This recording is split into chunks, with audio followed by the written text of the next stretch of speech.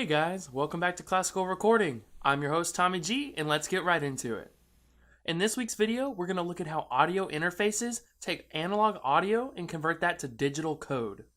Audio interfaces work by passing our signal through an integrated circuit known as an ADC, or analog digital converter, which measures the voltage of the input and converts that into binary code.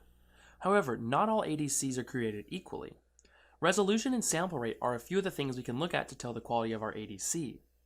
Resolution is expressed as a power of 2, meaning that a resolution of 8 bits has a digital range of 0 to 256. In general, the higher the resolution the better, as it provides a wider dynamic range and a better noise floor.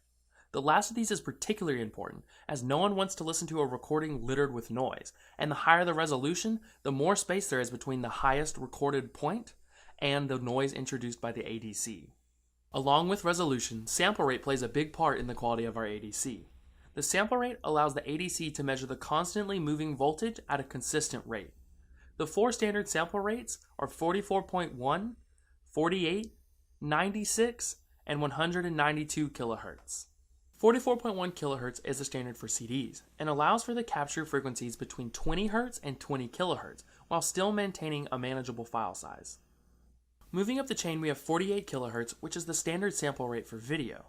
With this sample rate, the file sizes are still manageable, but we have a slightly extended frequency range of up to 21.8 kHz.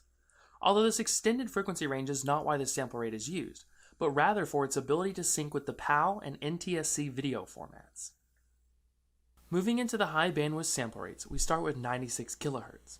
Making the jump from 48 to 96 sees an increase in file size, but does have an expanded frequency range of up to 43.6 kHz. Lastly, we have the highest bandwidth sample rate of 192 kHz. This sample rate has the largest file sizes, but does allow for the capture of frequencies up to 80 kHz. The use of high bandwidth sample rates is widely debated in the audio world. Many people say that they can bring unintended distortion in the high frequencies and are unnecessary given the audible hearing range of the human being between 16 and 20 kHz. Personally, I think there's no reason to use anything above 44.1 or 48 kHz because there's many other things that we can do to improve the quality of our mix besides raising the sample rate. Now that we understand how sample rate and bit depth can affect the quality of our recording, let's look at how the computer uses the code from the audio interface to reconstruct the waveform it measured. Simplistically speaking, our computer plays connect the dots. By connecting the thousands of points that were sampled every second, our computer can create an accurate representation of the analog signal. So remember, if you enjoyed this week's video on analog to digital conversion, then hit that like button. And if you're new here, feel free to subscribe. Thanks for watching, and we'll see you next time.